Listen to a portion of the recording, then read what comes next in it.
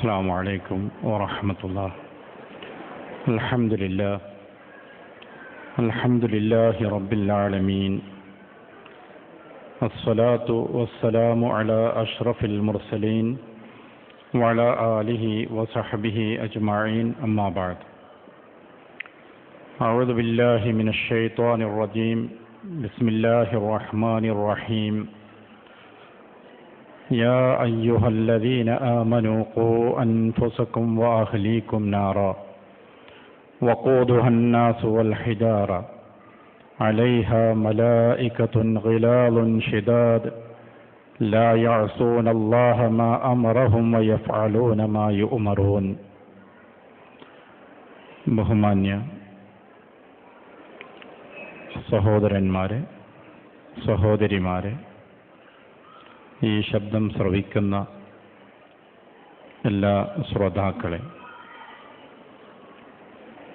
ആമുഖം ദീർഘിപ്പിക്കാതെ വിഷയത്തിലേക്ക് പ്രവേശിച്ച് ചില ചിന്തകൾ നിങ്ങളുമായി പങ്കുവെക്കാൻ ഈ അവസരം വിനിയോഗിക്കാനാണ് ഉദ്ദേശിച്ചിട്ടുള്ളത്.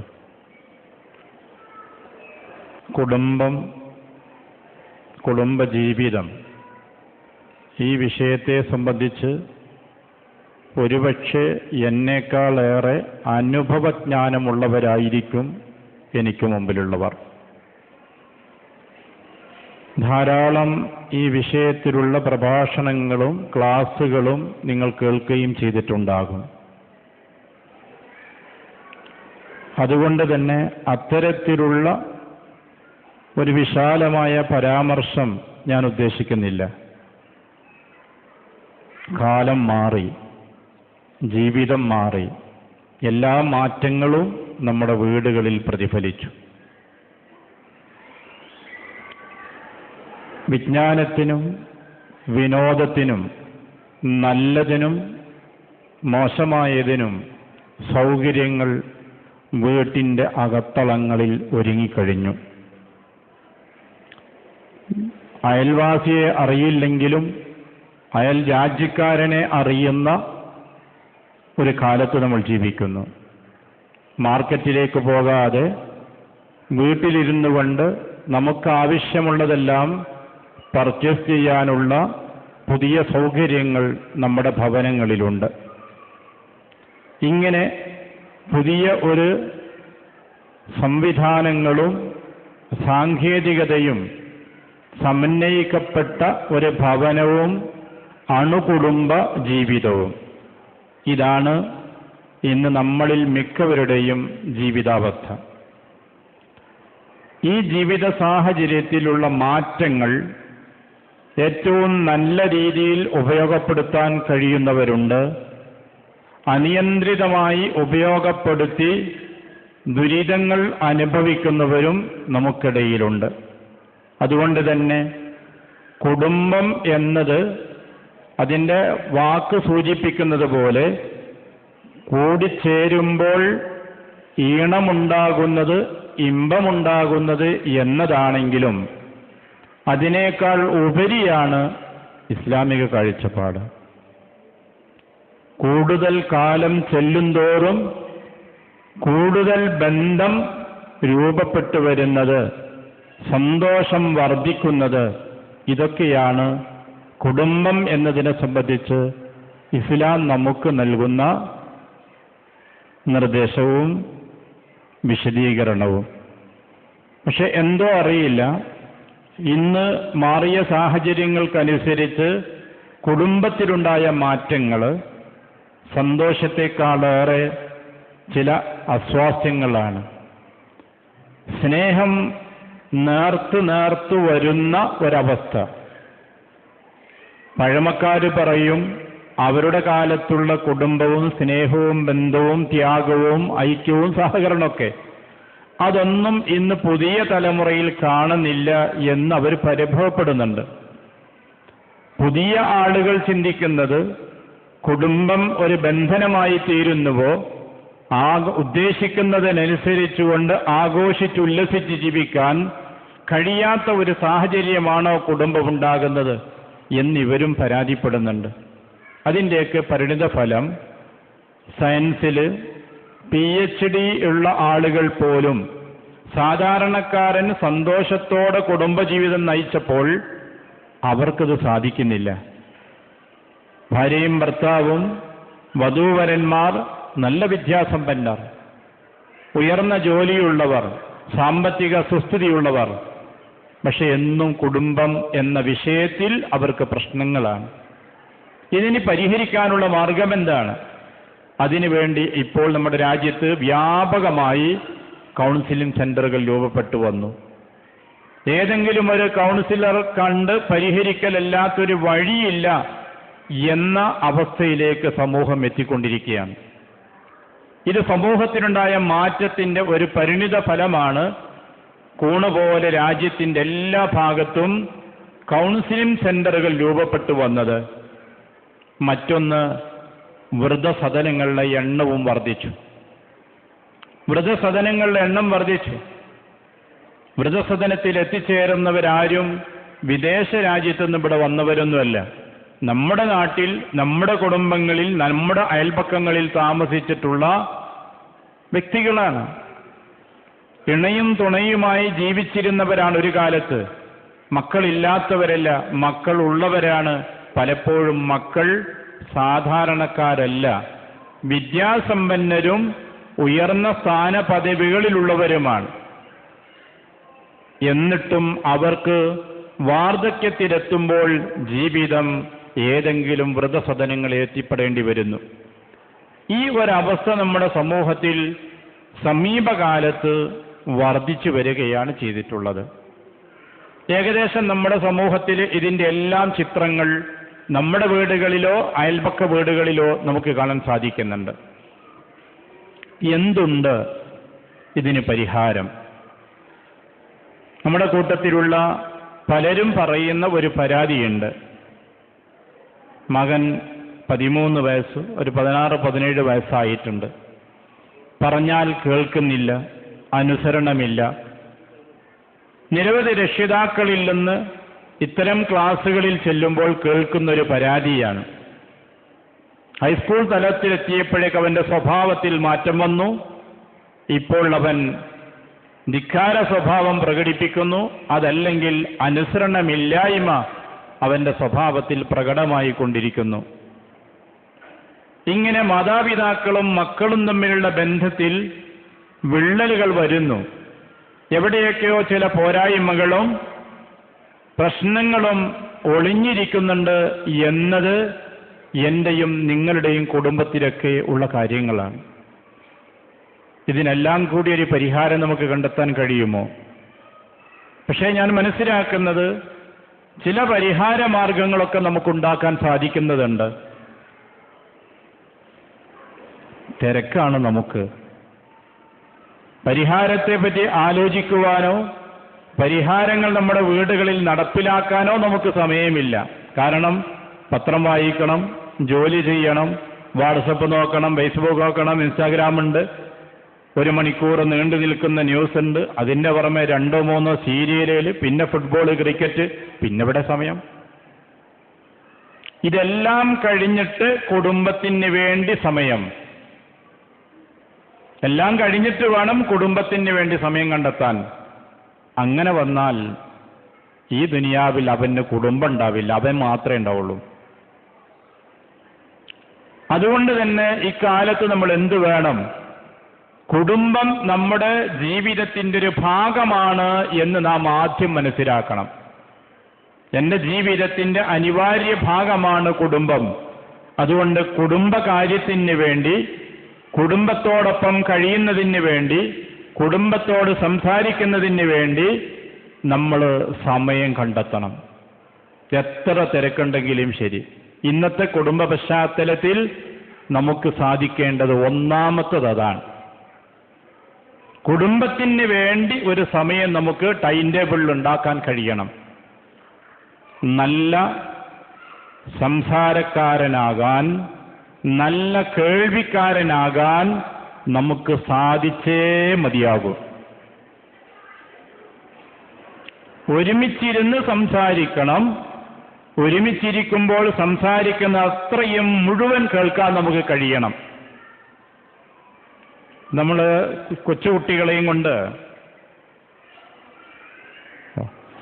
കൊച്ചുകുട്ടികളുമായി നമ്മൾ വാഹനത്തിൽ യാത്ര ചെയ്യുമ്പോൾ കുഞ്ഞുങ്ങൾ നമ്മളോട് ചോദിച്ചുകൊണ്ടേയിരിക്കും, അതെന്താണുപ്പ, അയാൾ എന്തിനാ അങ്ങനെ പോണത്? നമുക്ക് പരിചയമില്ലാത്ത, ആവശ്യമില്ലാത്ത, ഒരുപക്ഷെ വേണ്ട എന്ന് വിചാരിക്കുന്ന പല കാര്യങ്ങളെപ്പറ്റിയും ചോദിച്ചുകൊണ്ടേയിരിക്കും. ചിലത് മറുപടി പറയാൻ പ്രയാസമുള്ളതായിരിക്കും. അങ്ങനെ വരുമ്പോൾ നമ്മുടെ സമീപനം എന്തായിരിക്കും? എൻ്റെ ഒരു ചോദ്യം, നീ ഒന്ന് കുറച്ചു നേരം ഒന്നും ഉണ്ടാവുക്കോ? അല്പസമയം കഴിഞ്ഞാൽ വീണ്ടും ചോദിക്കും, എന്തിനാ എന്നോട് ഉണ്ടാക്കാൻ പറഞ്ഞ്, നിങ്ങളെന്താ വർത്താനം പറയണേ? ചോദിക്കും. കുട്ടികൾ അങ്ങനെയാണല്ലോ. അങ്ങനെ നിരന്തരം ചോദിക്കുന്ന സമയത്ത് നമ്മുടെ സമീപനം എന്തായിരിക്കും? നിന്നോട് നേരത്തെ ഞാൻ മിണ്ടാതിരിക്കാൻ പറഞ്ഞിന്, ഇനി ഉണ്ടല്ലോ എന്ന് പറയും. അപ്പം പേടിച്ചിട്ട് മിണ്ടാതിരിക്കും. ഇനി ചിലപ്പോൾ അടി കിട്ടും എന്നാണ് അവൻ മനസ്സിലാക്കുന്നത്. നമ്മൾ ബാക്കി പൂരിപ്പിക്കാത്തോ അത് തന്നെയായിരിക്കും. അങ്ങനെ സംസാരിച്ച് നമ്മളോട് കാര്യങ്ങൾ അറിയുവാൻ, ആരായുവാൻ നിരന്തരം ചോദിക്കുന്ന ആ പ്രായത്തിൽ നമ്മളവനെ അടിച്ചിരുത്തും. മിണ്ടല്ലടാ, മിണ്ടിയാൽ കിട്ടുമെന്ന് ഭീഷണിയാണ്. ഇപ്പൊ SLC പരീക്ഷ കഴിഞ്ഞല്ലോ. പരീക്ഷ കഴിഞ്ഞ് കുട്ടികളെ നമ്മൾ വീട്ടിലേക്ക് തിരിച്ചു കൊണ്ടുവരുമ്പോൾ നമ്മൾ ചോദിക്കും, എടാ എങ്ങനെ ഉണ്ടായി ഇന്നത്തെ പരീക്ഷ? കുഴപ്പമില്ല. അവൻ വീണ്ടും മൊബൈലില്ല, ഒന്നും ഉണ്ടൂല.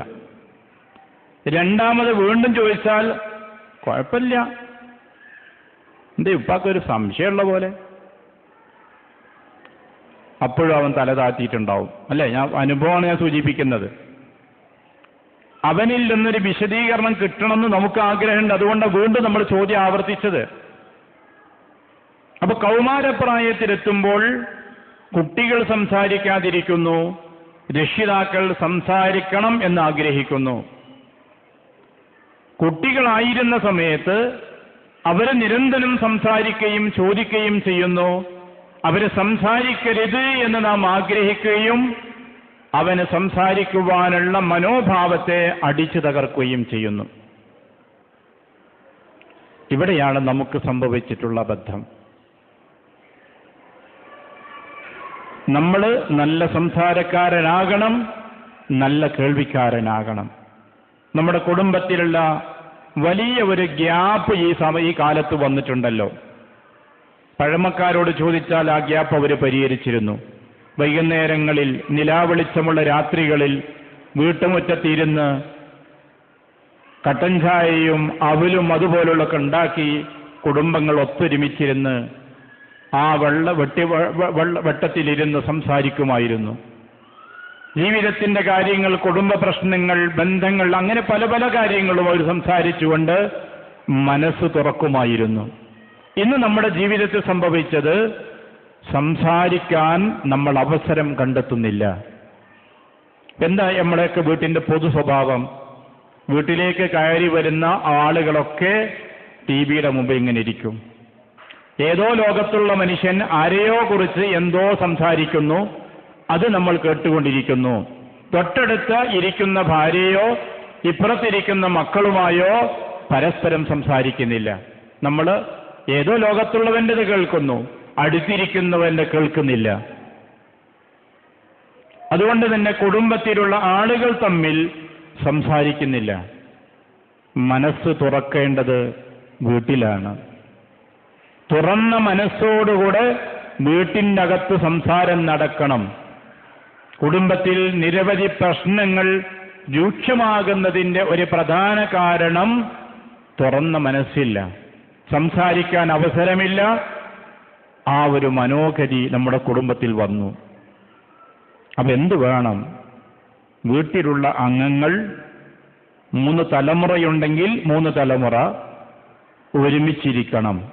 എന്നിട്ട് അവർ പരസ്പരം സംസാരിക്കണം.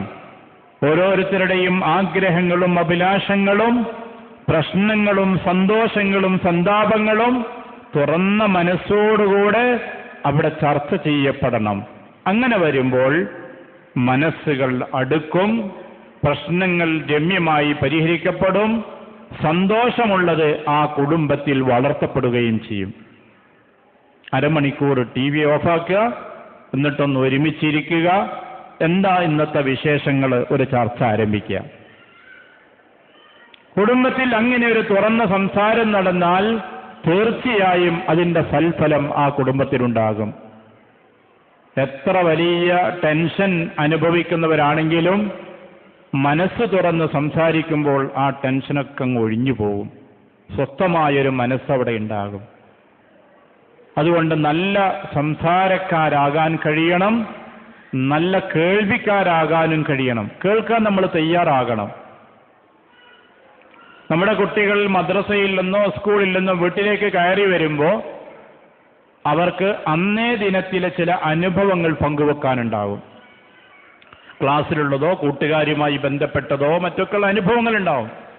അത് പങ്കുവെക്കാൻ വേണ്ടി അവർ അവസരം കാത്തിരുന്ന് സന്തോഷത്തോടെ വീട്ടിലേക്ക് വരുമ്പോൾ സംസാരം തുടങ്ങുമ്പോൾ തന്നെ അതങ്ങ് അടിച്ചു തകർക്കരുത്, ഇല്ലായ്മ ചെയ്യരുത്. പറയുന്നത് മുഴുവൻ കേൾക്കാൻ നമുക്കൊരു മനസ്സ് വേണം. നമുക്ക് തിരക്കുണ്ടാവും, ശരിയാണ്, പ്രശ്നങ്ങൾ ഒരുപാടുണ്ട്. അതിൻ്റെ ഇടയിലാണെങ്കിലും പറയുന്നത് കേൾക്കണം.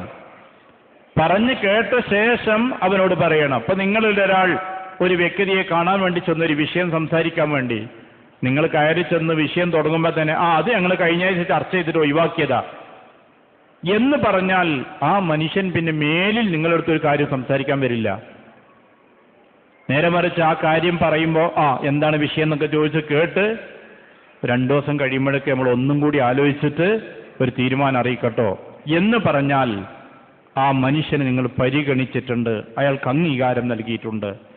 അതുകൊണ്ട് നമ്മളോട് നമ്മുടെ മക്കളോ ഭാര്യയോ കുടുംബത്തിലെ അംഗങ്ങളോ ഭർത്താവോ സംസാരിക്കുമ്പോൾ അത് കേൾക്കാനുള്ള മനസ്ഥിതിയും വേണം. കേട്ടതിൻ്റെ ശേഷം പ്രതികരിക്കണം.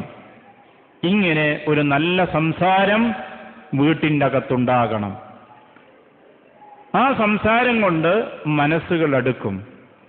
സംസാരത്തിൻ്റെ ഇടയിലോ വീട്ടിലെ പ്രവർത്തനത്തിലൊക്കെ സന്തോഷകരമായ വല്ല അനുഭവങ്ങളും ഉണ്ടാകുമ്പോൾ ആ സന്തോഷം പങ്കുവെക്കണം. രണ്ടാമത്തെ കാര്യം അതാണ്. സന്തോഷകരമായ അനുഭവങ്ങൾ ഉണ്ടാകുമ്പോൾ സന്തോഷം പങ്കുവെക്കണം. പ്രയാസകരമായ വല്ലതുമുണ്ടെങ്കിൽ അത് പരിഹരിക്കണം. കുറ്റകരമായ കാര്യമുണ്ടായാലോ ക്ഷോഭിക്കരുത്. നസീഹത്ത് വേണം. ഇപ്പൊ നമുക്ക് സംഭവിച്ചതെന്താ അറിയോ? തിരക്ക് കൂടിയല്ലോ. തിരക്ക് കൂടുമ്പോൾ ജീവിതത്തിലുണ്ടാകുന്നത് എന്താണ്? പെട്ടെന്ന് കാര്യങ്ങളൊക്കെ നടപ്പിലാകണം. അത് നടപ്പിലാകാൻ ചില പ്രയാസം ഉണ്ടാകും. അപ്പോഴേക്ക് ക്ഷോഭം വരും. അതാണ് ഇന്നത്തെ ജീവിതം. അതുകൊണ്ട് തന്നെ രാവിലെ ജോലിക്കിറങ്ങുന്ന വ്യക്തി ആ ജോലിക്കിറങ്ങുന്ന നേരത്ത് വേണ്ട ഉപകരണങ്ങൾ സജ്ജമായിട്ടില്ലെങ്കിൽ അയാൾ അപ്പോൾ ക്ഷോഭത്തോടുകൂടെ പിന്നെ സംസാരിക്കുന്നത്. എവിടെ നിനക്കെന്തേ പണി എന്ന് ഭാര്യയോട് ചോദിക്കുന്നു. ആ ശൈലിയാണ്. ആ രൂപത്തിൽ പരസ്പരം ക്ഷോഭിക്കുന്നൊരവസ്ഥയാണ്. ഈ ക്ഷോഭമുള്ള സമീപനം അകൽച്ചകൾ വർദ്ധിപ്പിക്കുന്നു, അകറ്റിക്കളയുന്നു. അപ്പൊ അതുകൊണ്ട് തന്നെ വീട്ടിൻ്റെ അകത്തെന്ത് വേണം? കുടുംബജീവിതം അടുക്കുവാനുള്ളതാണ്, അകറ്റുവാനുള്ളതല്ല. അടുക്കണമെങ്കിൽ ക്ഷോഭമില്ലാതെ കാര്യങ്ങൾ നോക്കിക്കാണാൻ കഴിയണം. ഇപ്പൊ നമ്മുടെ മക്കളിൽ നിന്ന് സന്തോഷകരമായ അനുഭവം ഉണ്ടായാൽ നമ്മൾ സന്തോഷം പ്രകടിപ്പിക്കണം. പതിവിനനുസരിച്ച് സുബഹിക്ക് ഉണരാത്തൊരു കുട്ടി സുബഹിക്ക് എഴുന്നേറ്റ് വന്നാൽ നമ്മൾ അവിടെ സന്തോഷമുള്ള വാക്ക് പറയണം. ഉമ്മാന്റെ കുട്ടി രാവിലെ എഴുന്നേറ്റ് വന്നില്ലേ, ഇതാ മധുരമുള്ള ചായ. മധുരമില്ലാത്ത ചായ നമ്മൾ കൊടുക്കൂല, പക്ഷെ മധുരമുള്ള വാക്കാണ് അവിടെ. ആ മാധുര്യമുള്ള വാക്ക് കേട്ടാൽ അടുത്ത ദിനം പ്രഭാതത്തിൽ അവൻ എഴുന്നേൽക്കുമെന്ന് വിചാരിച്ചാണ് അവൻ ഉറങ്ങാൻ കിടക്കുന്നത്. അതുകൊണ്ട് തന്നെ സുബഹിക്കുമ്പോൾ അവൻ എഴുന്നേറ്റ് വരും. മറിച്ചാണ് നമ്മൾ പ്രതികരിച്ചാലോ എന്തേ പറ്റിപ്പോയടാ ഇന്ന് എഴുന്നേറ്റ് പോയത് എന്ന് ശൈലിയാണ് നമ്മൾ സ്വീകരിച്ചതെങ്കിൽ അടുത്ത ദിനം ഉണർന്നാലും അവൻ പുതപ്പ് മൂടി കിടക്കും. വന്ന് ഉരുട്ടിയിട്ട് എണീച്ചാൽ മതി, ഇന്നലെ എഴുന്നേറ്റതിന് മാത്രം കിട്ടിക്കണം. ആ ഒരു മനസ്ഥിതി ഉണ്ടാകും. അപ്പൊ അതുകൊണ്ട് എന്ത് വേണം? നമ്മുടെ വീട്ടിൽ നന്മക്ക് പ്രോത്സാഹനം നൽകാൻ നമുക്ക് കഴിയണം. ഉമർ റളിയല്ലാഹു അൻഹുവിന്റെ കാലത്ത് അദ്ദേഹത്തിന്റെ യാത്രക്കിടയിൽ ഇടയബാലനോട് ഒരാട് ചോദിച്ചു. അവൻ പറഞ്ഞു, ഇതിൻ്റെ ഉടമസ്ഥനോട് ചോദിച്ചാൽ നിങ്ങൾക്ക് തരാമെന്ന്. ഉടമസ്ഥൻ അന്വേഷിച്ചു പോകാൻ ഞങ്ങൾക്ക് കഴിയില്ല, ചെന്നായ പിടിക്കാറുണ്ട്, ചത്തുപോകാറുണ്ട്, നീ അത് പറഞ്ഞോ, ഒരാട് ഞങ്ങൾക്ക് തന്നേക്കൂ എന്ന് ആ കുട്ടിയോട് പറഞ്ഞു.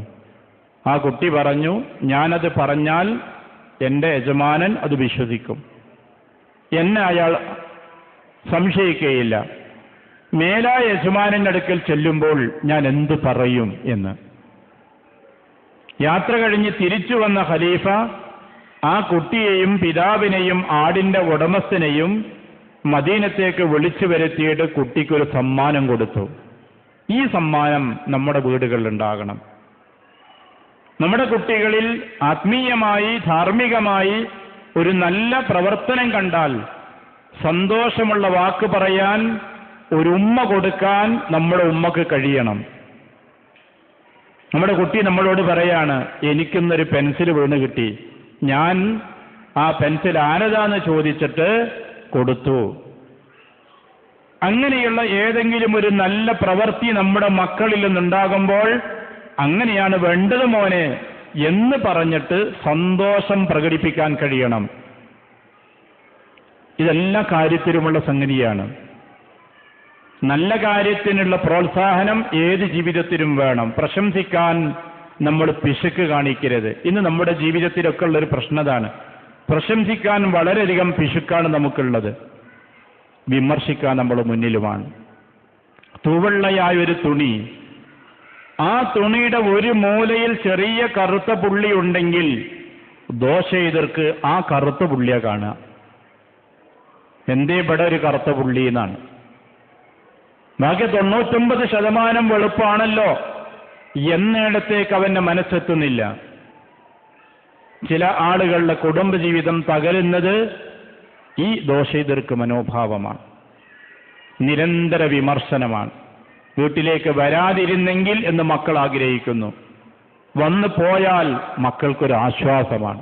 വാപ്പൊന്ന് പോയി കിട്ടിയല്ലോ, ഇഞ്ഞൊന്ന് വർത്താനം പറയാം. ആ ഒരു മനസ്ഥിതി വീട്ടിൻ്റെ അകത്തുണ്ടാവരുത്. വീട്ടിൻ്റെ അകത്ത് എപ്പോഴും ഉണ്ടാകേണ്ടത് ഇതൊരു ശാന്തതയുള്ള സമാധാനമുള്ള സ്ഥലമാണ്, ഇവിടെ എനിക്ക് സ്വാതന്ത്ര്യമുണ്ട്. ഈ ഒരു മനസ്ഥിതി വീട്ടിൻ്റെ അകത്തുള്ളവർക്കെല്ലാം ഉണ്ടാക്കിയെടുക്കാൻ കഴിയണം.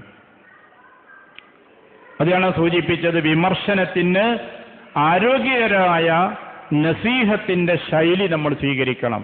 നബി സല്ലല്ലാഹു അലൈഹി വസല്ലം പറഞ്ഞത് എന്താണ്? ഭാര്യമാരെടുത്ത് ചില അബദ്ധങ്ങൾ ഉണ്ടാകും. ആ അബദ്ധങ്ങൾ നിങ്ങൾ അടിച്ചു തകർക്കാനാ വിചാരിച്ചതെങ്കിൽ വളഞ്ഞ എല്ല് പൊട്ടും പോലെ അത് തകരും, കുടുംബം പൊട്ടിത്തകരും. പിന്നെന്ത് വേണം? നിങ്ങൾ നസീഹത്തും ചെയ്യണം. അത് വളരെ പ്രധാനമാണ്.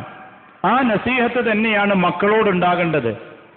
3 വർഷക്കാലം നമസ്കരിക്കുവാൻ നിരന്തരം നസീഹത്ത് നടത്തിയിട്ട് അത് സ്വീകരിക്കാതിരുന്ന 10ാം വയസ്സിലാണ് വടിപ്രയോഗം റസൂലുള്ള പഠിപ്പിച്ചത്. നമ്മൾ 5 വയസ്സാകുമ്പോൾ കൊടുക്കാം, അടി തുടങ്ങും. കൈ തളരോളം അടിച്ച് നമ്മൾ ദേഷ്യം ശമിക്കുവോളം വഴക്ക് പറഞ്ഞ് അതിൻ്റെ ശേഷം അടുത്ത് കൂട്ടിപ്പിടിച്ചിട്ടും ഉമ്മാൻ്റെ കുട്ടി എന്തിനാ ഈ അടിയൊക്കെ വാങ്ങിയത് എന്ന് പറഞ്ഞിട്ട് പിന്നെ നസീഹത്തൊക്കെ, പിന്നെ ഉപദേശം. അപ്പോൾ നമ്മൾ ശിക്ഷിക്കുന്ന രീതി അതാണ്. അതെല്ലാം ഇസ്ലാം പഠിപ്പിക്കുന്നത്. അല്പം മനഃശാസ്ത്രപരമായ സമീപനമാണ് റസൂലുള്ളാഹി സ്വല്ലല്ലാഹു അലൈഹി വസല്ലം നമ്മളെ പഠിപ്പിച്ചത്. ആ ശൈലി തന്നെ ശിക്ഷണത്തിന് നമ്മൾ സ്വീകരിച്ചാൽ അകൽച്ചയല്ല, അടുപ്പമാണ് ഉണ്ടാവുക. നിരന്തരമായ വിമർശനം വ്യക്തിബന്ധങ്ങൾ തകർക്കുന്നത് പോലെ കുടുംബ ബന്ധങ്ങളും സ്നേഹബന്ധങ്ങളും തകർക്കും. നസീഹത്താണ് ഒരു കുടുംബത്തിൻ്റെ അകത്തുണ്ടാകേണ്ടത്. പക്ഷെ ചിലപ്പോഴൊക്കെ കുടുംബത്തിൽ പ്രശ്നമുണ്ടാക്കുന്ന ഒരു പ്രധാന കാര്യം തെറ്റ് കണ്ടു, ക്ഷോഭിച്ചു, സംസാരിക്കുന്നു. അങ്ങനെ സംസാരിക്കുമ്പോൾ നൊമ്പരപ്പെടുത്തുന്ന, മനസ്സിനെ മുറിവേൽപ്പിക്കുന്ന ഒരു വാക്ക് ഉപയോഗിച്ചു പോകരുത്. മറക്കാൻ പ്രയാസമുള്ള വാക്കുകൾ ഉപയോഗിച്ചു പോകരുത്. അത് ഇടയ്ക്കിടെ ഓർമ്മ വരും. മറക്കണമെന്ന് പറഞ്ഞാൽ പോലും അത് ഓർമ്മ വരും. മരണപ്പെട്ടുപോയ മാതാപിതാക്കളെ പറഞ്ഞുകൊണ്ട് പഴിക്കരുത്. മരിച്ചുപോയ മാതാപിതാക്കളെ ആക്ഷേപിച്ച് പറഞ്ഞുകൊണ്ട് പഴിക്കരുത്. ഇതെല്ലാം കുടുംബബന്ധത്തിൻ്റെ സ്വസ്ഥതയെ ജീവിതകാലം മുഴുവനും മുറിവേൽപ്പിക്കുന്ന കാര്യങ്ങളാണ്. അതുകൊണ്ട് തന്നെ ശിക്ഷണം ആവശ്യമായി വരുന്ന ഘട്ടങ്ങളിൽ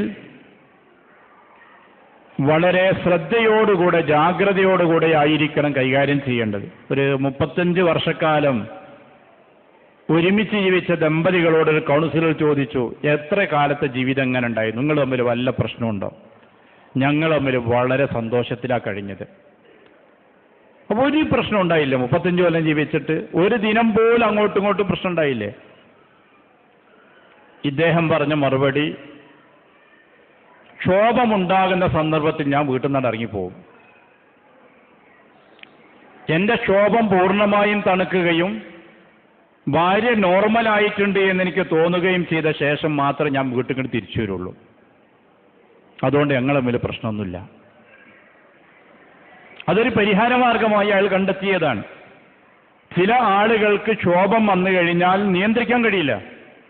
പറഞ്ഞതെന്ത്, പറയാൻ പാടില്ലാത്തതെന്തെന്ന് ബോധമില്ല. അവരിൽ നിന്നാണ് നമ്മുടെ മക്കൾ അല്ലെങ്കിൽ അയാളുടെ അടുത്ത തലമുറ ക്ഷോഭിക്കുമ്പോൾ എന്ത് പറയണമെന്ന വാക്കുകൾ പഠിച്ചത്. അയാളിൽ നിന്നാണ് പഠിച്ചത്. ഈ ഒരവസ്ഥ നമ്മുടെ വീടുകളിൽ ഉണ്ടാകരുത്. നല്ല ഒരു നിയന്ത്രണത്തോടുകൂടെ നമുക്ക് ഇടപെടാൻ കഴിയണം. എപ്പോഴും ദോഷെതിർക്കാകുന്ന ആളുകൾക്ക് മറ്റുള്ളവരുടെ നന്മകൾ കാണാൻ പ്രയാസമായിരിക്കുമല്ലോ. അതാണ് ഒരുവിധം കുടുംബത്തിലൊക്കെയുള്ള പ്രശ്നം. റസൂലുള്ളാഹി സ്വല്ലല്ലാഹു അലൈഹി വസല്ലം ഒരു ഒറ്റമൂലി പഠിപ്പിച്ചിട്ടുണ്ട് കുടുംബ പ്രശ്നത്തിന് പരിഹാരം. ലാ യഫ്രിഖു മുഅ്മിനുൻ മുഅ്മിനതൻ, ഒരു വിശ്വാസി വിശ്വാസിനിയെ വെറുക്കരുത്, അകറ്റരുത്. അവളിൽ നിന്ന് ഒരു സ്വഭാവം നിനക്ക് ക്ഷോഭമുള്ളതാണെങ്കിൽ റളിയ മിൻഹ ആഖറ, മറ്റൊന്ന് തൃപ്തി നൽകുന്നതില്ലേ എന്നാണ്. നല്ല ഒരു പരിഹാരമാർഗമാണ് പ്രവാചകൻ നിർദ്ദേശിച്ചത്. പരസ്പരം തിരിച്ചറിയേണ്ട കാര്യം, വെറും കുറ്റങ്ങൾ കണ്ടുകൊണ്ട് വിമർശിക്കുന്നൊരു സ്വഭാവം വന്നാൽ കുടുംബം തകരും. കുടുംബത്തിൽ സന്തോഷകരമായ കാര്യം കാണണം. ആ സന്തോഷത്തിന് പ്രോത്സാഹിപ്പിക്കാനും കഴിയണം.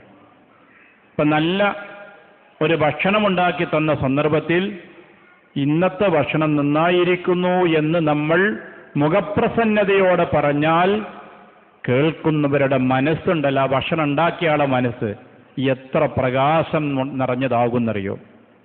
ഉപ്പ് കുറഞ്ഞാൽ ചീത്ത പറയും, ഉപ്പ് കൂടിയാലും ചീത്ത പറയും.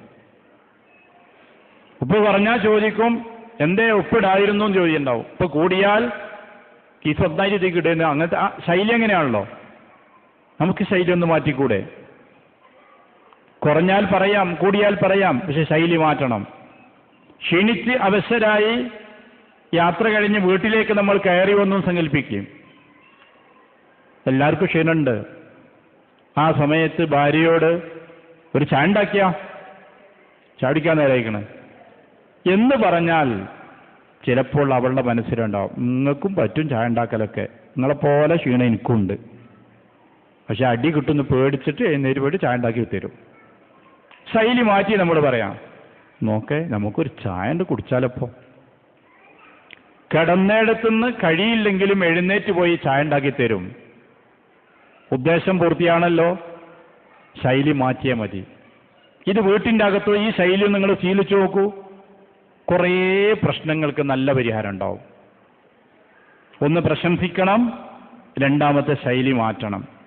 നിങ്ങൾ നല്ല ഡ്രസ്സൊക്കെ ഇട്ട് ഉഷാറായിട്ട് കല്യാണത്തിന് ഒരുങ്ങിക്കുകയാണ്, 36 കൂട്ടാതെയാണ് ഡ്രസ്സ് എടുത്തത്, എന്നിട്ട് അഴിഞ്ഞു ഒരുങ്ങി ഇങ്ങനെ നിന്നിട്ട് കണ്ണാടി വന്നിട്ട് എങ്ങനെയുണ്ട്, ആ ചുമട്ടുതൊഴിലാളിയുടെ പണിക്ക് പറ്റൂ എന്നാണ് ഭാര്യയുടെ കമൻ്റ് എങ്കിൽ നിങ്ങളുടെ മനസ്സിൽ എത്രമാത്രം പ്രയാസം ഉണ്ടാക്കും. അതേ സമയത്ത് നിങ്ങൾ സെലക്ട് ചെയ്താണെങ്കിലും സംഗതി നിങ്ങൾക്ക് ചേരൂട്ടോ എന്ന് പറഞ്ഞാൽ അത് ഉഷാറാകും. ഭാര്യ അച്ചാറുണ്ടാക്കി കൊണ്ടുവന്ന് നമുക്ക് മുന്നിൽ വെച്ചെന്ന്, അച്ചാർ എന്നിട്ട് ഇതാരെ ഉണ്ടാക്കിയേ കൂട്ടിയിട്ട് അഭിപ്രായം പറയും, അങ്ങനല്ലേ പറയാം. നീ ഉണ്ടാക്കിയാലേ അതെ മറിയമ്മാത്ത ഉണ്ടാക്കണ അച്ചാറിനെ അച്ചാറ്. അയൽവാസി മറിയമ്മാത്താന്റെ അച്ചാറിനെയാണ് അപ്പോൾ പുകഴ്ത്തുന്നതെങ്കിൽ ആ മനസ്സ് വല്ലാതെ മുറിപ്പെടും. ഇത് മനുഷ്യപ്രകൃതമാണ്. റസൂലുള്ളാഹി സ്വല്ലല്ലാഹു അലൈഹി വസല്ലം വീട്ടിൽ ചെന്നിട്ട് കറിയ ഉണങ്ങിയ റൊട്ടി കൊടുത്തു. കറിയന്റെ ഉണ്ടോ? ഉണ്ട് നബിയെ, പക്ഷേ സുർക്കയാണ്. സുർക്കുണ്ടോ? ഇത്ര നല്ല കൂട്ടാണ്ടായിട്ട് നിങ്ങൾ ഇങ്ങനെ സുർക്കയാണ് പറഞ്ഞത്. നിഅമൽ ഇദാമൽ ഖൽ കൊണ്ടു കൊടുത്തു. സന്തോഷത്തോടുകൂടെ സ്വീകരിച്ചു. ഇത് കൊടുക്കാൻ പറ്റുമോ പറ്റൂലേ എന്നുള്ളവർക്ക് സംശയിച്ച് നിൽക്കുന്ന ആളുകളോട് ആ ഒരു സമീപനമാണ് പ്രവാചകൻ സ്വീകരിച്ചത്. ഈ ഒരു പ്രശംസ പിശുക്കില്ലാതെ നമ്മുടെ വീടുകളിൽ നടക്കണം, നിത്യജീവിതത്തിലുണ്ടാവണം. എന്തെങ്കിലും പരീക്ഷയ്ക്ക് ജയിക്കുമ്പോൾ മാത്രമല്ല, എന്തെങ്കിലും കായിക വിനോദങ്ങളിൽ മുന്നേറുമ്പോൾ മാത്രമല്ല, സാധാരണ ജീവിതത്തിൽ നല്ല കാര്യങ്ങൾ, അത് സംസ്കാരമാകാം, വിദ്യാഭ്യാസമാകാം, മറ്റ് മേഖലകളിലാകാം, പ്രശംസിക്കാൻ നമുക്ക് കഴിയണം. ഇനി വിമർശിക്കേണ്ട കാര്യമാണെങ്കിൽ നൊമ്പരപ്പെടുന്ന മുറിവേൽക്കുന്ന വാക്കുകൾ ഉപയോഗിക്കാതെ ശ്രദ്ധാപൂർവം ആവശ്യമായ അളവിൽ മാത്രം പറയുക. ക്ഷോഭം തീർന്ന ശേഷമേ ശിക്ഷാ നടപടികൾ സ്വീകരിക്കാവൂ. നമ്മുടെ ക്ഷോഭം തീർന്ന ശേഷം മാത്രമേ പ്രതികരിക്കാവൂ. ക്ഷോഭമുള്ള അവസരത്തിലുള്ള പ്രതികരണം വിപരീത ഫലം മിക്കവാറും ഉണ്ടാക്കും. അപ്പം അതുകൊണ്ട് തന്നെ ആ ഒരു അല്പം ഒരു ചെറിയ മാറ്റം നമ്മുടെ വീടുകളിൽ നമ്മൾ ഉണ്ടാക്കണം. നമ്മൾ അഡ്ജസ്റ്റ് ചെയ്യല്ലോ. ജോലിസ്ഥലത്ത് നമ്മുടെ മാനേജർ, നമ്മോടൊപ്പമുള്ള ആളുകളോടൊക്കെ എത്ര വെറുപ്പും ദേഷ്യം ഉണ്ടെങ്കിലും നമ്മൾ അഡ്ജസ്റ്റ് ചെയ്തിട്ട് പുഞ്ചിരിച്ചുകൊണ്ട് തന്നെ പെരുമാറും. മക്കളോട് ചെറുപ്പത്ത് പുഞ്ചിരിക്കും നമ്മൾ. 2 വയസ്സ് 1 വയസ്സ് വരെയുള്ള പ്രായത്തിലൊക്കെ വലിയ പുഞ്ചിരിയൊക്കെയാണ്. കുട്ടികൾ ഇങ്ങനെ വലുതാകും തോറും ഉമ്മാനെ ബാപ്പാനെ പുഞ്ചിരി ഇങ്ങനെ കുറയും. പിന്നെ വല്ലപ്പോഴാണ് ആ പുഞ്ചിരി ഒന്ന് കിട്ടുക. അത് കിട്ടണമെങ്കിൽ തന്നെ കുറച്ച് പണിയെടുക്കേണ്ടി വരും. എന്തിനാ നമ്മൾ അങ്ങനെ പിശുക്കന്മാരാകുന്നത്? പിശുക്ക് കാണിക്കേണ്ട മേഖലകളിലോ പിശുക്ക് കാണിക്കേണ്ടതുള്ളൂ. അല്ലാത്തയിടങ്ങളിൽ നമ്മൾ ഈ ഒരു സ്വഭാവം സ്വീകരിക്കണം. മൂന്നാമത്തെ കാര്യം, അറിയുകയും അറിയിക്കുകയും ചെയ്യണം. അറിയുകയും അറിയിക്കുകയും ചെയ്യണം. കുടുംബത്തിലുള്ള ഗ്യാപ്പ് പരിഹരിക്കണമല്ലോ.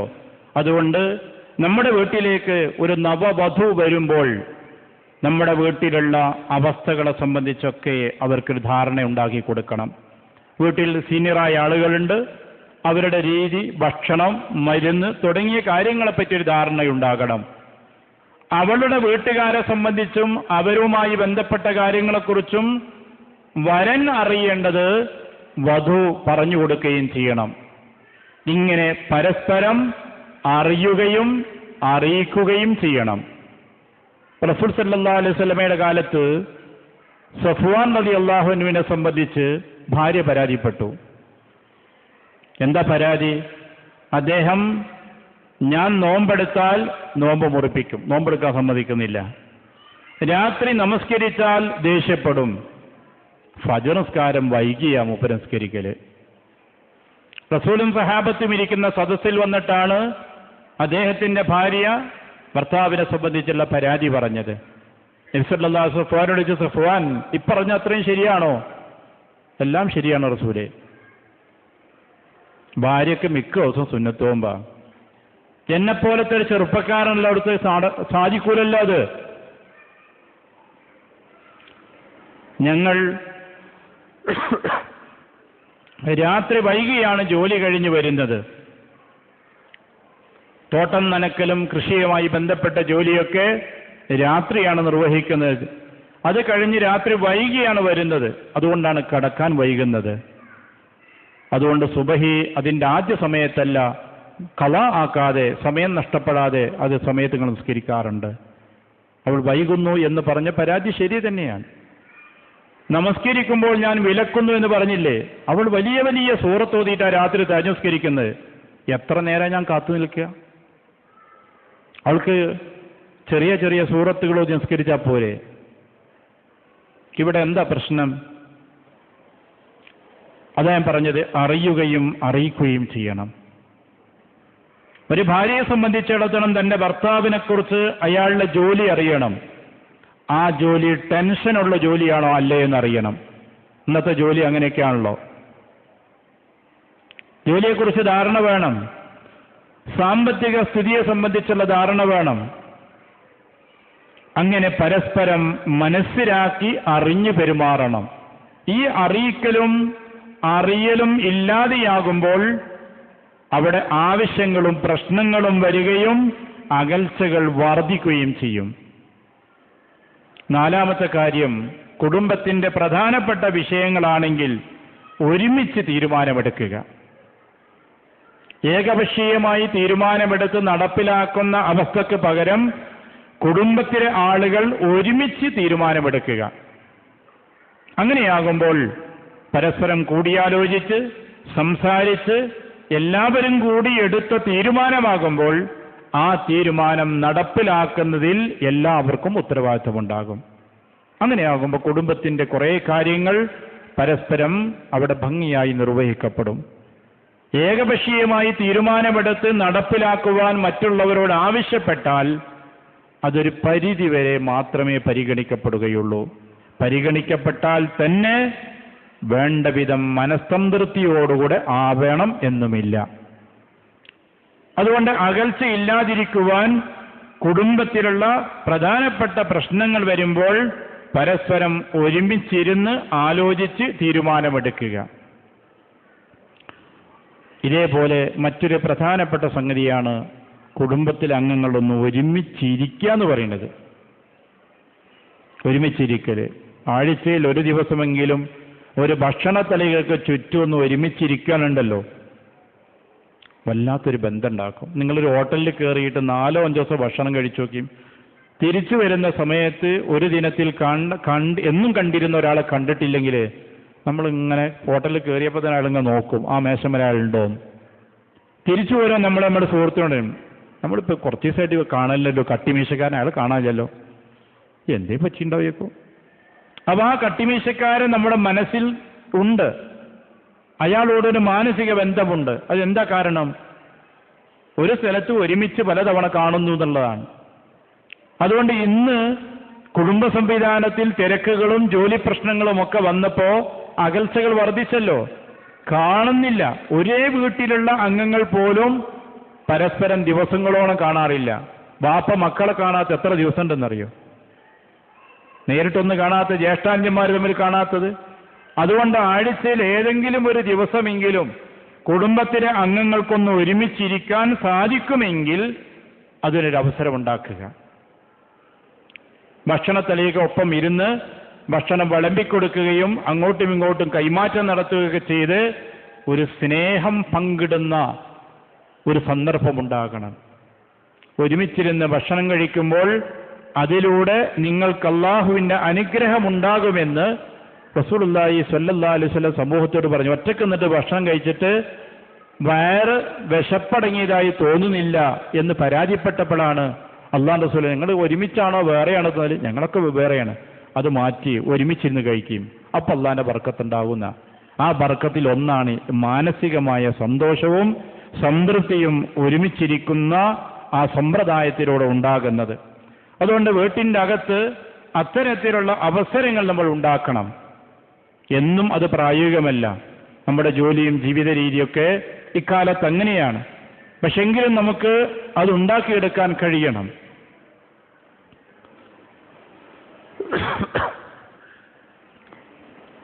കുടുംബത്തിൻ്റെ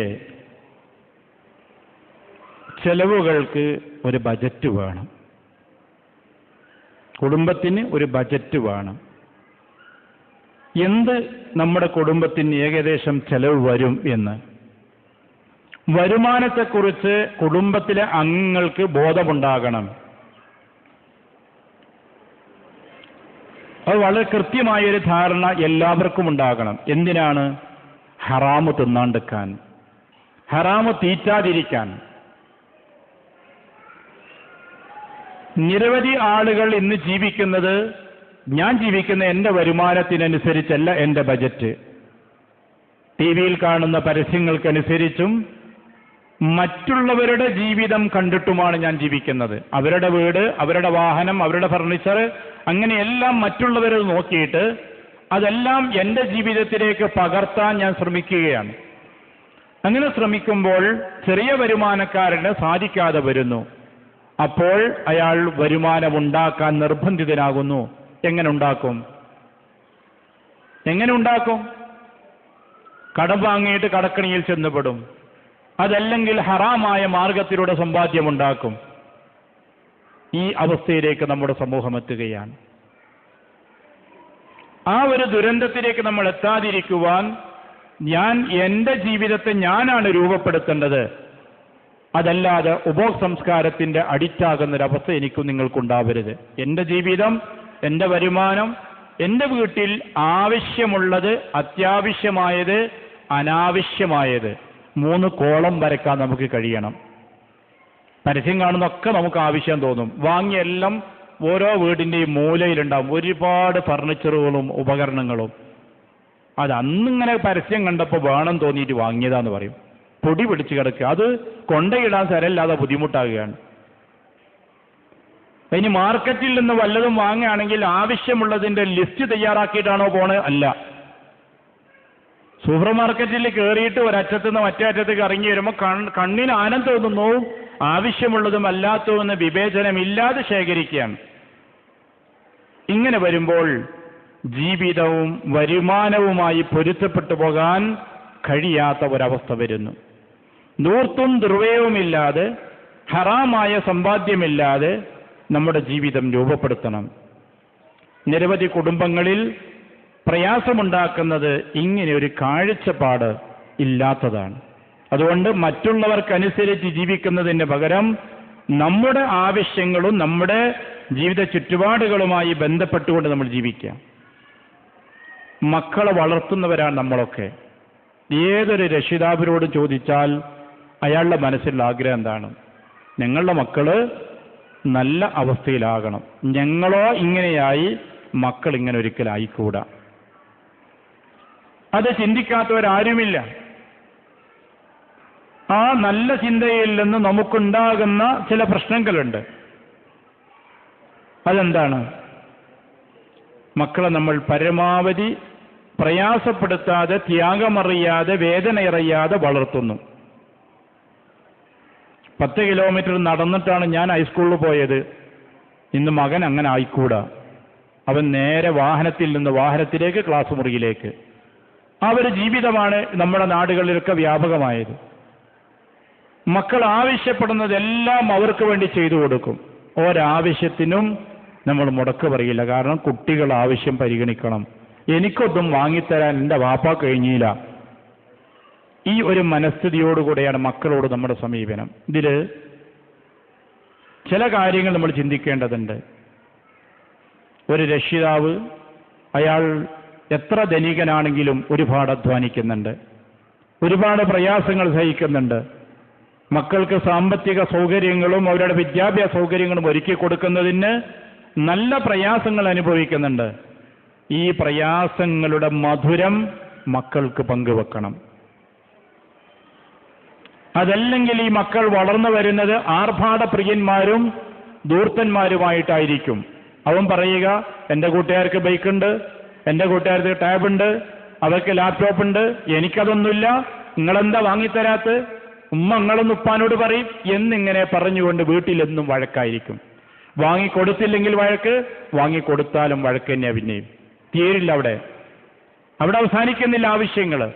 അപ്പൊ എന്തുകൊണ്ട് ഈ അവസ്ഥയിലേക്ക് കുടുംബത്തിലെത്തുന്നു എന്ന ചോദ്യത്തിന് ഒന്ന് പരിഹാരമാർഗം നമ്മുടെ അധ്വാനത്തിന്റെയും പ്രയാസത്തിന്റെയും കഴിഞ്ഞകാല ചരിത്രമല്ല, ഇപ്പോഴത്തെ അനുഭവങ്ങൾ മക്കളോട് പങ്കുവെക്കണം. അപ്പോൾ അവർക്കറിയാം വാപ്പ ഉണ്ടാക്കിത്തരുന്ന, ഉമ്മ തരുന്ന ഓരോ രൂപയും ഒരധ്വാനത്തിന്റെ ഫലമാണ്, വിലപ്പെട്ടതാണ് എന്ന ബോധം മക്കളിലുണ്ടാക്കണം. അപ്പോൾ പണം ദുർവ്യയം ചെയ്യാൻ അവർക്ക് മനപ്രയാസമുണ്ടാകും. എൻ്റെ വാപ്പ കഷ്ടപ്പെട്ട് തരുന്ന പൈസയാണിത്, ഇത് ഞാൻ ദുർവ്യയം ചെയ്തുകൂടാ എന്ന ബോധം അവർക്കുണ്ടാകും. അത് നമ്മൾ മക്കളുമായും പങ്കുവെക്കണം. മക്കൾക്ക് ആവശ്യമുള്ളതെല്ലാം വാങ്ങിക്കൊടുത്താൽ അവരെ സ്നേഹം കിട്ടുമെന്ന് നാം കരുതുന്നുവെങ്കിൽ ചിലപ്പോൾ അത് തെറ്റായിരിക്കും. മറിച്ച് നിയന്ത്രിക്കേണ്ടിടത്ത് നമുക്ക് നിയന്ത്രിക്കാൻ കഴിയണം. എന്തിനാണ് എന്ന് ചോദിക്കാൻ നമുക്ക് കഴിയണം. ആവശ്യമാണ് എന്ന് ബോധ്യപ്പെട്ട ശേഷം മാത്രമാണ് അത് നൽകേണ്ടത്. ഇപ്പം കുട്ടികൾക്ക് എന്തിനാ മൊബൈൽ എന്നൊരു ചോദ്യമുണ്ട്. ഈ ഇരിക്കുന്ന രക്ഷിതാക്കൾക്ക് ആർക്കും അത് ഇഷ്ടപ്പെടുമെന്ന് എനിക്ക് തോന്നുന്നില്ല. കാരണം രക്ഷിതാക്കളിലേക്ക് പൊതു സ്വഭാവം, എൻ്റെ മകൻ എല്ലാത്തിനും കഴിവുള്ളവനാണ്, മൊബൈലൊക്കെ കിട്ടിയാൽ എന്നെക്കാളും കഴിവുണ്ട്. ശരി തന്നെയാണ്, നമ്മുടെ മക്കൾക്ക് നമ്മളെക്കാളും കഴിവുണ്ടല്ലോ. അങ്ങനെ എല്ലാത്തിനും അവൻ വളരണം എന്ന നല്ല ആഗ്രഹം നമുക്കുള്ളത് കൊണ്ട് അവർക്ക് എന്ത് വേണമെങ്കിലും വാങ്ങിക്കൊടുക്കും. ആ വാങ്ങിക്കൊടുക്കുന്ന നമ്മൾ അതിൻ്റെ ഉപയോഗത്തെ സംബന്ധിച്ചുള്ള വ്യക്തമായ കാഴ്ചപ്പാട് വാങ്ങിക്കൊടുത്തിട്ടില്ലെങ്കിൽ, പഠിപ്പിച്ചു കൊടുത്തിട്ടില്ലെങ്കിൽ, നമ്മുടെ മക്കൾ നമ്മൾ കൊടുത്ത മൊബൈൽ കൊണ്ട്, നമ്മൾ കൊടുത്ത സമ്മാനം കൊണ്ട് നമ്മുടേതല്ലാതായി മാറുന്നു. ഇപ്പൊ നമ്മുടെ സമൂഹത്തിൽ കുടുംബ ബന്ധങ്ങൾ തകരുന്നതിൽ മിക്ക പങ്ക് വഹിക്കുന്നത് എന്താണ്? സാങ്കേതിക വിദ്യയാണ്. ഇലക്ട്രോണിക് മീഡിയകളാണ് നമ്മളെ നശിപ്പിക്കുന്നതിൽ നല്ല പങ്ക് വഹിച്ചത്. മിസ് കോളിൽ നിന്ന് ആരംഭിച്ച് കുടുംബബന്ധം തകർന്ന അനുഭവം നമുക്കുണ്ട്. നന്നായി പഠിച്ചു വളർന്നിരുന്ന മക്കൾ പഠനത്തിൽ വളരെ പുറകിലേക്കായി പോയത് എന്തുകൊണ്ടാണ്? പിതാവ് കൊടുത്തിട്ടുള്ള സമ്മാനമായ ലാപ്ടോപ്പിന്റെ ദുരുപയോഗമാണ്. വെള്ളിയാഴ്ച ജുമയ്ക്ക് പള്ളിക്ക് മുകളിലിരിക്കുന്ന കുട്ടികളിൽ ഒരു കൂട്ടം കുട്ടികൾ മൊബൈലിൽ കളിച്ചുകൊണ്ടിരിക്കുകയാണ്. അത് കാണുവാൻ വേണ്ടി പരിസരത്തെ പള്ളിയിൽ പോകേണ്ട കുട്ടികൾ കൂടി ആ പള്ളിയിലേക്ക് പോവുകയുണ്ടായി. ഞാൻ അനുഭവമാണ് പങ്കുവെക്കുന്നത്. LP സ്കൂളിൽ പഠിക്കുന്ന കുട്ടി മുതിർന്ന ഒരു സ്ത്രീയെ പോലെ അല്ലെങ്കിൽ ഒരു പുരുഷനെ പോലെ പെരുമാറുന്നു. സംശയം തോന്നിയ അധ്യാപകർ അവനോട് സ്വകാര്യമായി കാര്യങ്ങൾ ചോദിച്ചറിഞ്ഞു. ബാപ്പ ഗൾഫ്, ഒരാൾ പറഞ്ഞത് ബാപ്പ ഗൾഫിൽ നിന്ന് വരുമ്പോൾ കുറേ CD കൊണ്ടുവന്നിരുന്നു. അതിലൊരു CD ബ്ലൂ ആണ്. മകൻ അതിട്ടാ കണ്ടത്. മറ്റൊന്ന് വാപ്പയുടെ മൊബൈല് വാപ്പ വെച്ചുപോയിരുന്നു. അതിൽ മുഴുവനും ഇതുപോലുള്ളതായിരുന്നു നിറഞ്ഞു നിന്നിരുന്നത്. വാപ്പ കരുതിയത് മക്കൾക്കത് അറിയില്ല എന്നാണ്. മകൻ അതെടുത്ത് കണ്ടുപിടിച്ചു. ആ കണ്ടതാണ് LP സ്കൂളിലെ കുട്ടിയുടെ പെരുമാറ്റത്തിൽ പ്രതിഫലിച്ചത്. അപ്പൊ സാങ്കേതിക വിദ്യയുടെ ദൂഷ്യങ്ങൾ നമ്മുടെ വീടുകളിൽ ഏറെ സ്വാധീനിച്ചുകൊണ്ടിരിക്കുന്ന കാലമാണിത്. ലാപ്ടോപ്പ് നമ്മൾ സമ്മാനം കൊടുത്തു, നല്ലത് തന്നെ. കുട്ടി നന്നായി പഠിക്കുന്നുണ്ട്, രാത്രി ഇരിക്കുന്നതാണ്. അങ്ങനെ നമ്മൾ സന്തോഷിക്കുന്ന ഘട്ടത്തിലാണ് റിസൾട്ട് വരുന്നത് വളരെ പുറകിലാണെന്ന്. രാത്രി ഒരു സമയം കഴിഞ്ഞാൽ മാതാപിതാക്കൾ ഉറങ്ങുന്നു, കുട്ടികൾ ലാപ്ടോപ്പിലാണ് അല്ലെങ്കിൽ മൊബൈലിലാണ്. പിന്നെന്ത് സംഭവിക്കുന്നു നമ്മൾ ആലോചിച്ച് നോക്കൂ. മറ്റേതോ ലോകത്താണ് അവർ ജീവിക്കുന്നത്. ഒരു ഉമ്മ മകനെ വിളിച്ചിട്ട് പറഞ്ഞു, മോനെ, മോൾക്ക് പരീക്ഷയാണ്, നീ ഇങ്ങനെ രാത്രി ഫോൺ ചെയ്തിട്ടോന്ന്. മകൻ പറഞ്ഞു, രാത്രി 10 മണിക്ക് ശേഷം ഞാൻ ഒരിക്കലും വിളിക്കില്ലല്ലോ എന്ന്. ഇത് രാത്രി 1 മണിയും 12 മണിക്കൊക്കെ മരുമകൾ ഫോൺ സംസാരിച്ചുകൊണ്ടിരിക്കുന്നുണ്ട്. ഉമ്മൂമ്മക്ക് വിവരമൊന്നും അധികമല്ല, പക്ഷെ ബുദ്ധിയുണ്ട്. ആ മൊബൈലെടുത്ത് അമ്മാവൻ്റെ അടുത്ത് കൊടുത്തിട്ട് പറഞ്ഞു, ഇതൊന്ന് പരിശോധിക്കണം എന്ന്. മിസ് കോളിൽ നിന്ന് തുടങ്ങിയ ഒരു ബന്ധമായിരുന്നു മരുമകളും മറ്റേതോ ഒരു വ്യക്തിയും തമ്മിൽ. ഞാൻ സൂചിപ്പിച്ചത് സാങ്കേതിക വിദ്യയുടെ ദൂഷ്യങ്ങൾ വിവരണം ആവശ്യമില്ലാത്ത വിധം നമ്മുടെ വീടുകളിൽ നമ്മുടെ മക്കൾക്കിടയിലുണ്ട്. അതിൻ്റെ പരിണതഫലം എന്താണ്? ദാമ്പത്യബന്ധം തകരുന്നു. മാതാവും പിതാവും മക്കളും തമ്മിലുള്ള ബന്ധം ഒലച്ചിലെത്തുകയും ചിലപ്പോൾ 18 വർഷക്കാലം പോറ്റി വളർത്തിയിട്ടുള്ള മാതാപിതാക്കളെ കൈവിട്ട് ആഴ്ചകളിൽ മാത്രമായി ചാറ്റിങ് തുടങ്ങിയ അവൻ്റെ കൂടെ ഇറങ്ങിപ്പോവുകയാണ്. 18 വയസ്സ് 20 വയസ്സ് വരെ ഉമ്മയുപ്പയാണ് പോറ്റിയത്. അത്രയും കൊല്ലവരപ്പം ജീവിച്ചാണ്. അത്രയും വർഷം ജീവിച്ച ആ മാതാപിതാക്കളെക്കാൾ സ്നേഹം പ്രകടിപ്പിച്ചത് ആരാ? ഈ 4 ദിവസം കൊണ്ട് മധുരവാക്കുകൾ പറഞ്ഞ ചൂഷകൻ. അവൻ്റെ കൂടെ ഇറങ്ങിപ്പോയി. അവസാനം സ്വർണം മുഴുവൻ തീർന്ന്, ബാങ്ക് ബാലൻസ് ഉണ്ടെങ്കിൽ അതും തീർന്ന്, എല്ലാം കഴിഞ്ഞപ്പം ഏതോ റെയിൽവേ സ്റ്റേഷനിൽ കൊണ്ട് ഒഴിവാക്കിപ്പോയി. ഇതൊന്നും സാർവത്രികമല്ലെങ്കിലും നമ്മുടെ കുടുംബങ്ങളിൽ ഇപ്പോൾ സംഭവിക്കുന്ന കാര്യങ്ങളാണ്. എന്തുകൊണ്ട് വരുന്നു? അവിടെ ഞാൻ സൂചിപ്പിച്ചത്, സാങ്കേതിക വിദ്യ നമുക്ക് ആവശ്യമാണ്. നമുക്ക് പുറകോട്ട് പോകാൻ കഴിയില്ല. നമ്മൾ മുന്നിൽ നടക്കുക തന്നെ വേണം. എല്ലാ ആധുനികമായ സംവിധാനങ്ങളും നമുക്ക് വേണം. പക്ഷെ എല്ലാത്തിനും ചില നിയന്ത്രണങ്ങൾ നമ്മുടെ കുടുംബത്തിലുണ്ടാകണം.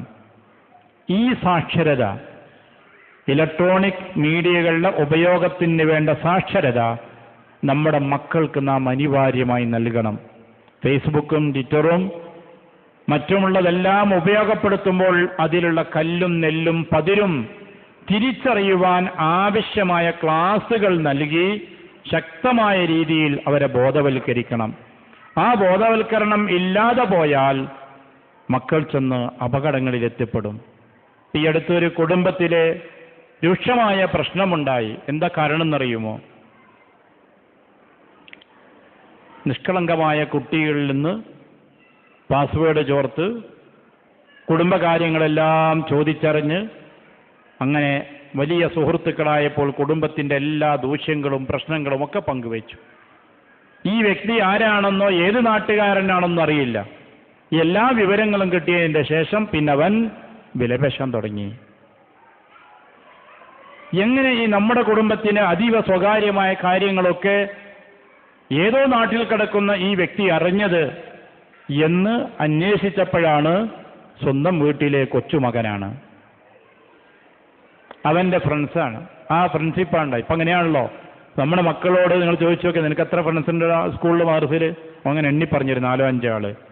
വാട്സപ്പിൽ എത്ര ഉണ്ട്, ഫേസ്ബുക്കിൽ എത്ര ഉണ്ട്? 200, 300, 500 അങ്ങനെ പറയുള്ളൂ. അവരാരാണ്, ഏത് നാട്ടുകാരാണെന്ന് അറിയില്ല.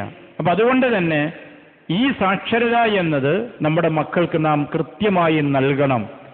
അത് ഉപയോഗിക്കുമ്പോൾ പാലിക്കേണ്ട നിയമങ്ങളെക്കുറിച്ച് പഠിപ്പിച്ചു കൊടുക്കണം. അതിലൊക്കെ എന്ത് ചെയ്യുന്നു എന്നുള്ള ഒരു നോട്ടം രക്ഷിതാക്കൾ എന്നുള്ള നിലക്ക് നമുക്കുണ്ടാകണം. ഇപ്പോൾ ലാപ്ടോപ്പൊക്കെ നമ്മൾ വാങ്ങി കമ്പ്യൂട്ടറൊക്കെ കൊടുക്കുകയാണെങ്കിൽ തന്നെ ആ സംവിധാനങ്ങളൊക്കെ ചെയ്യുമ്പോൾ അത് സ്വകാര്യ മുറിയിലാകാതെ ഒരു ശ്രദ്ധിക്കപ്പെടുന്ന സ്ഥലത്ത് വെച്ചാവുക. ഒന്നും അറിയില്ലെങ്കിൽ പോലും അതിൻ്റെ പരിസരത്ത് പോയിരുന്ന് എന്താ കാണുന്നത്, എന്താ ചെയ്യുന്നതെന്നൊക്കെ നമ്മുടെ ശ്രദ്ധയുണ്ടാകണം. ഒരു ശ്രദ്ധയുണ്ട് എന്ന് വരണം. അതേപോലെ അതിൽ കല്ലും നെല്ലും പതിരുമുണ്ട് എന്നും അതിൽ വരുന്ന അറിവുകളെല്ലാം സത്യമല്ല എന്നും പഠിപ്പിക്കണം. ഇപ്പൊ ഫേസ്ബുക്കിലൊക്കെ ആളുകൾ ഷെയർ ചെയ്യുന്നുണ്ടില്ലേ, അള്ളാഹുവിന്റെ റസൂൽ പറഞ്ഞു എന്ന് പറഞ്ഞിട്ട് ഹദീസ് ഇങ്ങനെ എഴുതി വിടുകയാണ്. ഇതേതോ ആളുകൾ നിർമ്മിച്ച ഹദീസാവും, പക്ഷെ അതൊരു റസൂലിന്റെ വാക്കല്ലേ എന്ന് കരുതി ഷെയർ ചെയ്യുകയാണ്. യഹൂദന്മാരുണ്ടാക്കിയ ഇസ്ലാമിക സൈറ്റുകളുണ്ട്. യഹൂദന്മാരാണ് സൈറ്റിന്റെ മുകളിൽ ഖുർആനിന്റെ ആയത്താ രേഖപ്പെടുത്തിയത്. അത് കാണുമ്പോൾ നമ്മുടെ മക്കൾ എന്താ മനസ്സിലാക്കുന്നത്? ഇതൊക്കെ ഇസ്ലാമികമാണെന്നാണ്. അതിൽ നിന്നാണ് പലരും ഷെയർ ചെയ്യുന്നത്. ഞാൻ സൂചിപ്പിച്ചത്, അത് സംബന്ധിച്ചുള്ള അറിവ് മക്കൾക്ക് നൽകുന്ന രൂപത്തിൽ കൃത്യമായ ഒരു ബോധവൽക്കരണം ആ വിഷയത്തിൽ നമ്മുടെ കുടുംബത്തിൽ നിന്നുണ്ടാകണം. അങ്ങനെ ഉണ്ടാകുമ്പോൾ ഒരു പരിധിവരെ സാങ്കേതികയുടെ ദൂഷ്യങ്ങളിൽ നിന്ന്, മലീമസമായ സാഹചര്യത്തിൽ നിന്ന് നമ്മുടെ മക്കളെയും നമ്മുടെ കുടുംബ ബന്ധങ്ങളെയും സുരക്ഷിതമാക്കാൻ നമുക്ക് സാധിക്കും. ഞാൻ അവസാനിപ്പിക്കുകയാണ്. ഇലക്ട്രോണിക് മീഡിയകളിൽ നമ്മൾ ഉപയോഗിക്കുന്നതിൽ എന്താണ്, ഇപ്പം ഈ അടുത്ത ദിവസം ഖുത്ബ പറഞ്ഞുകൊണ്ടിരിക്കുക വെള്ളിയാഴ്ച, അപ്പോൾ ഇടക്ക് കറണ്ട് പോയി. ഇപ്പം കഴിഞ്ഞ മുമ്പത്തെ ആഴ്ച കറണ്ട് പോയപ്പോൾ മുകളിൽ നിന്നൊരു കുട്ടി, ചെറിയ കുട്ടിയാണ്, അവൻ വിളിച്ചു പറഞ്ഞെന്താ അറിയോ, കാർട്ടൂൺ ഇടാൻ പറയുന്നു. കാർട്ടൂൺ ഇടാൻ പറയുന്നു.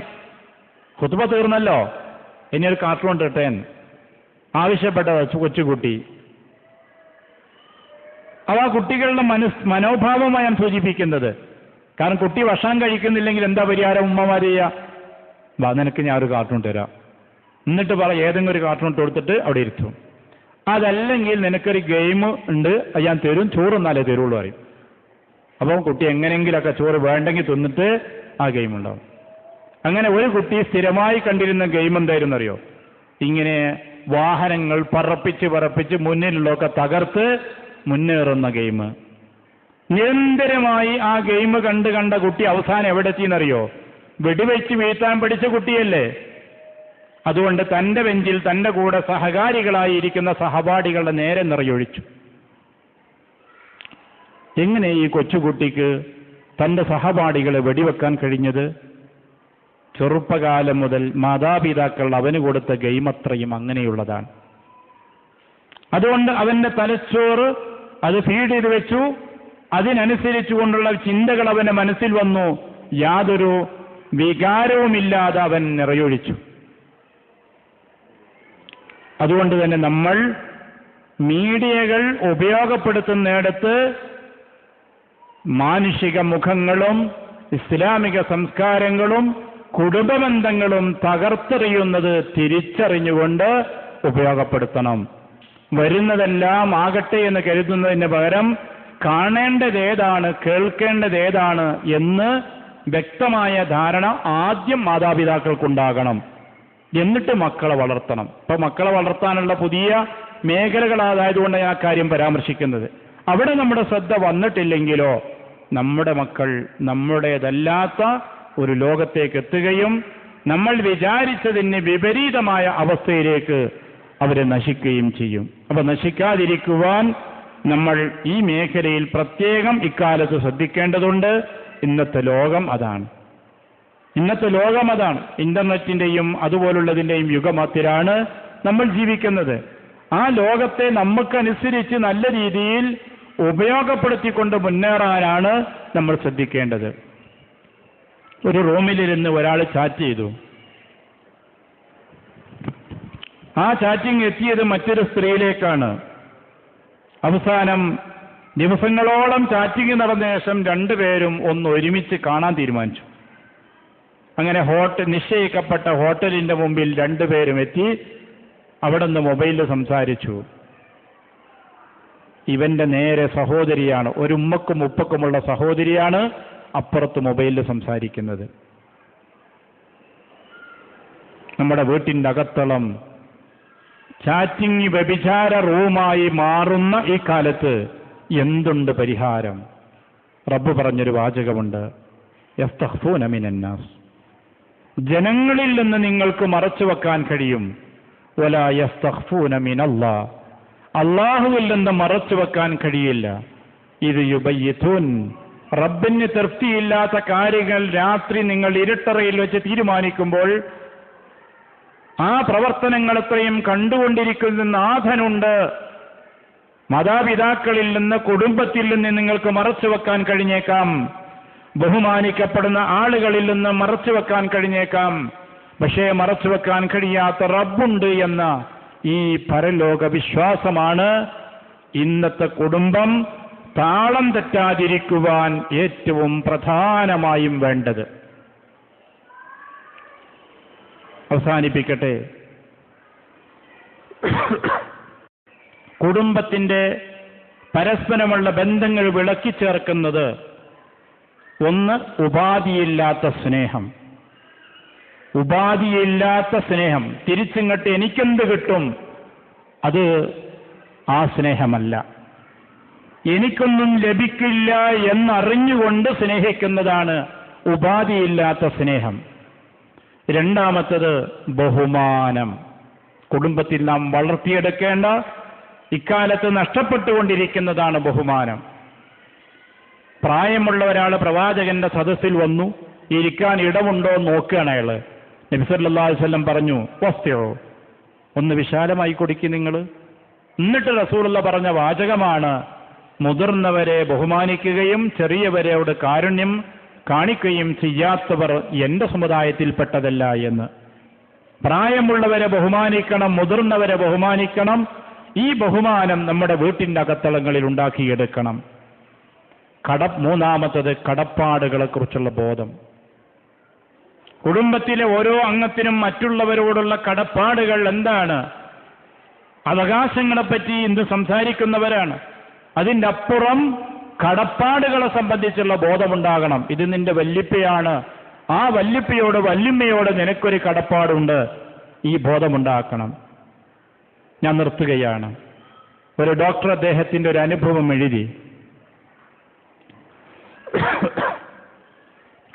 പ്രായമുള്ള ഉമ്മയും ഉപ്പയും മകനും മരുമകളും കൊച്ചുമക്കളും ഒരു വീട്ടിലാണ് കഴിയുന്നത്. കുറെ കാലം കഴിഞ്ഞു. ആദ്യം മരിച്ചത് ഉമ്മൂമ്മയാണ്. ഇദ്ദേഹത്തിന് പിതാമഹന് ഏകാന്തത അനുഭവപ്പെട്ടു തുടങ്ങി, ഒരൊറ്റപ്പെടൽ.